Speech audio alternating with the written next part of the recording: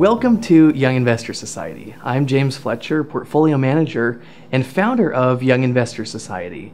And today we thought it would be helpful to talk about how you prepare for a Young Investor Society club, what it should look like, what's the structure of that club, and walk you through some of the best practices that we've seen from teachers running a Young Investor Society club.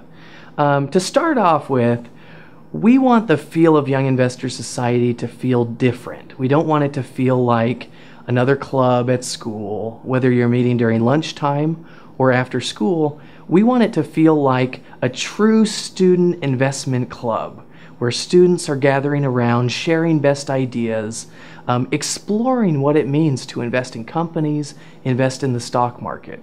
So we want lots of class participation. We want it to be student-led, and we want it to be hands-on, real activities and discussions about the market.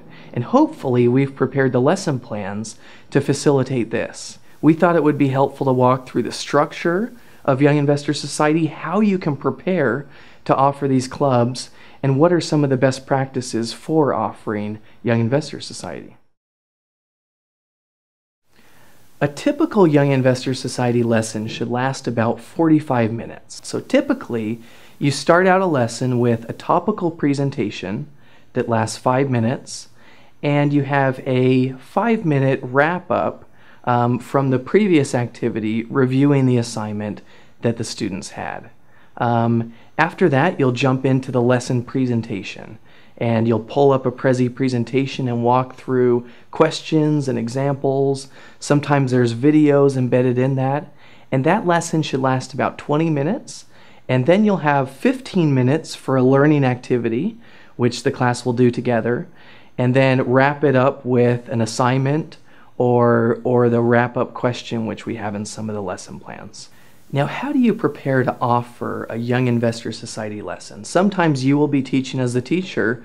Other times it will be a student that you will assign to lead the lesson for that day.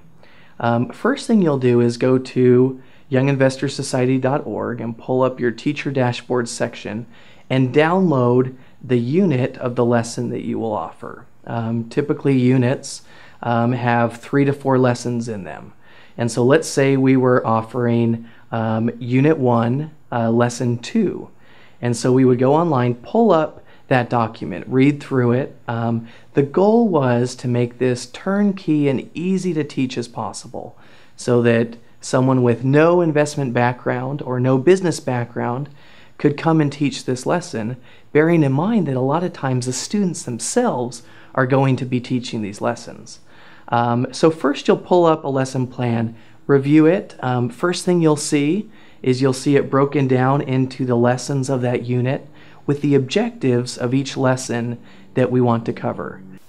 As you go through the lesson plans, you'll find that we divide up the lesson plans into 3 main sections. We have a warm-up activity, which generally is 5 minutes. You'll find a lesson activity, and you'll find a wrap-up activity. It helps to review the lesson plan ahead of time, both the lesson plan and the Prezi presentation, to become familiar with the content and start to anticipate any questions that the students will ask. The goal is to get students teaching each other, to create a good discussion between students, and to always bring it back to real-life examples. Bring it back to companies they know, like Apple or Tesla or Walmart. And so use their questions to relate to real-life actual companies that they will be considering to invest in. Now let's dive into a YIS club, and the first things you're going to see demonstrated are the follow-up of the assignment from last class and the topical presentation. Now, just as a background, the topical presentation I assigned to a student ahead of time, and she chose a company that she was looking at and interested in. And then afterwards, we'll have a discussion with her in the class, asking questions about the topic that she chose to present on. All right, welcome class to Young Investor Society. Thanks for being here. Last lesson we talked about, I gave you guys a challenge at the end of it. And the challenge was to talk about an investment goal that you had and then calculate how much it would take to save to reach that investment goal. So Katya. Oh. Thank you. You guys can choose one and pass it on. Thank you.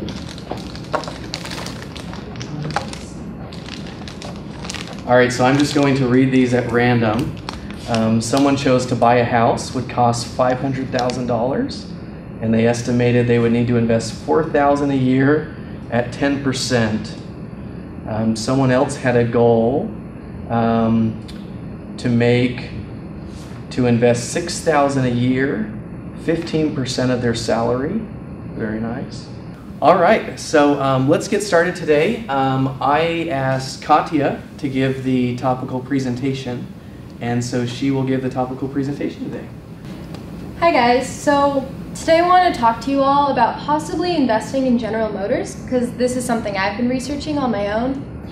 And General Motors is an automobile company, and they make cars, but these are sold as rentals. They're sold commercially and to the military, and they sell aircraft engines, and they're worldwide.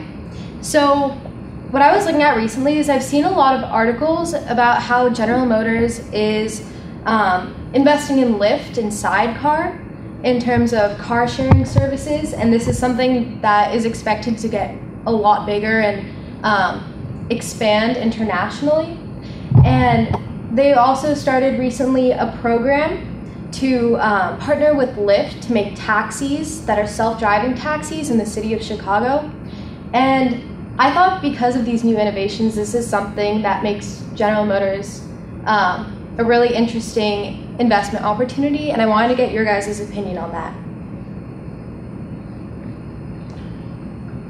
Well, I think that it's a really good idea with self-driving cars, but I think when they partner with Lyft and Uber, those companies tend to get in a lot of legal trouble and issues, and I'm afraid that would reflect negatively on GM if they were to be a partner with that. Okay, that makes sense. Yeah, I was thinking about that might have an effect on the on the short term, but maybe in the long term it might be different. I'm not sure about that. I like the idea. I think GM it works well, at least in America, because of patriotism here. But I think it's a good idea, actually, invest in GM, because it's been a sturdy company for many years now and doesn't seem to be going down anytime soon. One issue could that be if GM is making their money off of car sales, that if with self-driving cars and with ride-sharing services, that there's less cars on the road, which means that because more people are sharing cars, GM sells less cars, and there's less new cars being, there's less revenue coming in from that. So that could be a potential issue, but I guess a backup to that would be the money that they're getting from and I think the money that they might be getting from people paying to share a ride might not be the same money as they'd get from that person buying a car from them. All right, so who would buy GM to get today? Who would buy GM stock? You'd buy it? You got enough information, you'd buy it? All right, Katya, well done. Very well done, thank you. Okay, great. Didn't Katya do a great job on the topical presentation? So next, after you've completed that introduction and the topical presentation, we jump into the lesson portion of the activity. And here you'll go online and you'll pull up the Prezi presentation for this lesson. So in this lesson, we used Unit 1, Lesson 2, and we pull up the Prezi presentation and we jump right into the lesson portion of the YIS Club. All right, so today we are doing Lesson 2 of Unit 1. And you can see on the presentation that it's called "What Does It Really Mean to Invest in the Stock Market?" Our objectives today are to understand what a stock market is, identify stock tickers of popular brands and popular companies, and understand how stock tickers work, and to find the stock tickers. So we'll just cruise through this, And there's the resources, and we're going to start with the video. This is Jimmy. Jimmy is from Miami. Each lesson should have a learning activity as part of the lesson. These learning activities should take anywhere from 10 to 20 minutes. In this lesson that we're covering today, they actually have two learning activities. One is more of a group discussion, and the second one is a group pairing off where they're competing and then at the end presenting almost like a stock pitch of a company that they feel that has a strong brand. And so your job as the instructor today is to lead a great discussion and help the students through the learning activity. So what did you learn about the stock market from that video? What were some of the things that stood out to you?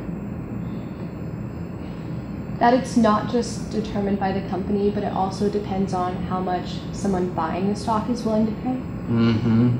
Yeah, I like that when they talked about supply and demand, that the demand is high or low, then it determines the stock of the price. What else stood out to you guys? That you don't always have to buy the stock at the highest price, and you can kind of negotiate to meet in the middle. Mm-hmm. Yeah, it's a negotiation, right? Okay. He said just do one, I think. Let's just do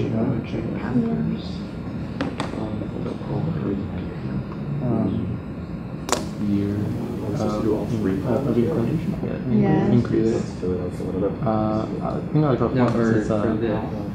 This lesson actually has two learning activities. So the first one, we're going to talk about stock tickers.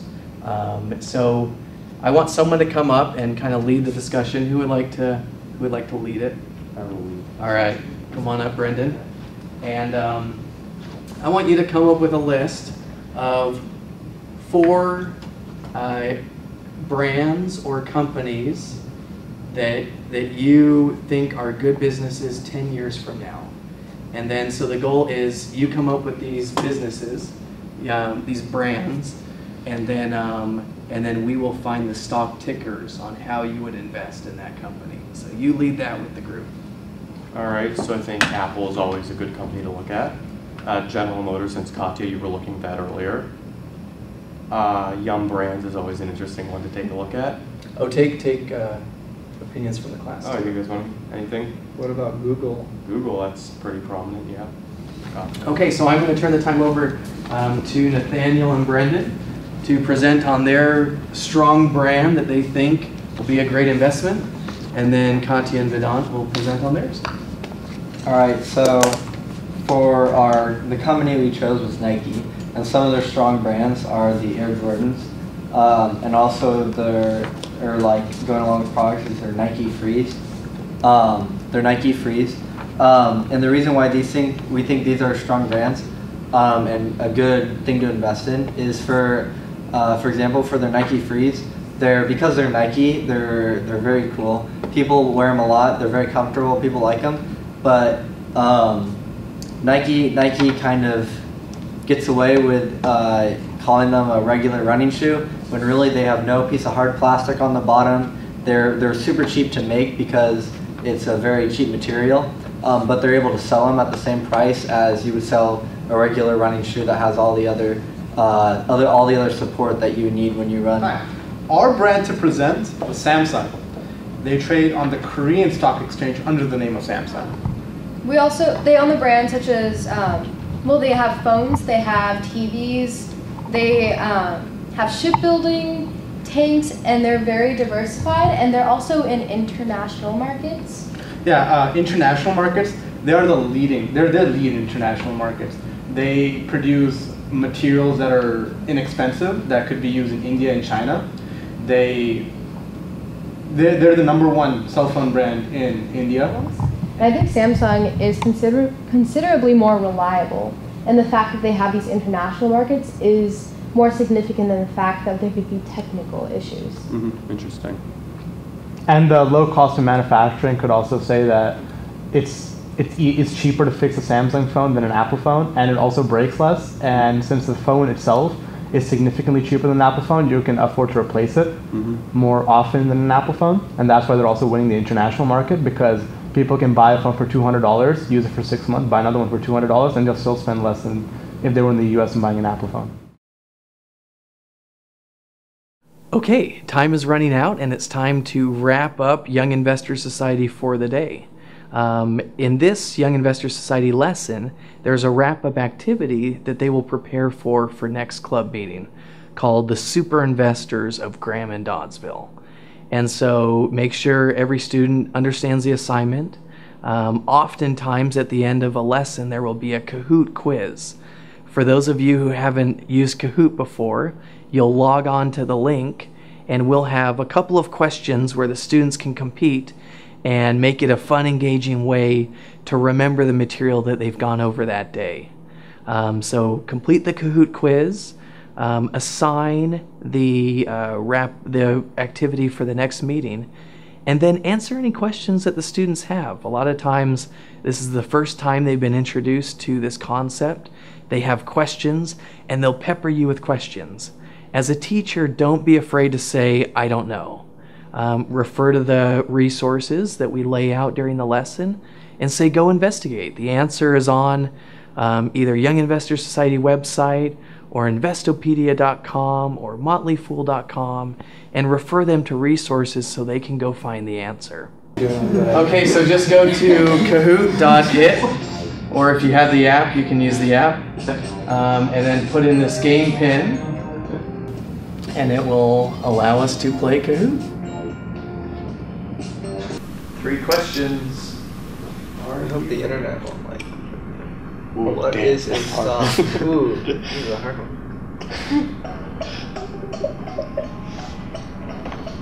I'm telling you where. Good. All right, everyone got it. What is a stock? It's a share of a company, not a dividend or something you wear on your feet. All right. Can you move out of the way more after you? Yeah. Could also be kind of true. So that wraps up our Young Investor Society lesson for the day. And from all of us at Young Investor Society, we just want to thank you. Thank you for being the talented, amazing teachers that you are. Thank you for the time that you're putting into Young Investor Society. We truly believe that we're changing lives, that we're teaching skills that are valuable to anyone, whether you go into business or investments. But everyone is an investor and everyone needs to learn these financial literacy concepts. And it's because of teachers like you that we're able to reach students on a larger scale. So thank you for your attention, for your time, and for all you do to support Young Investor Society.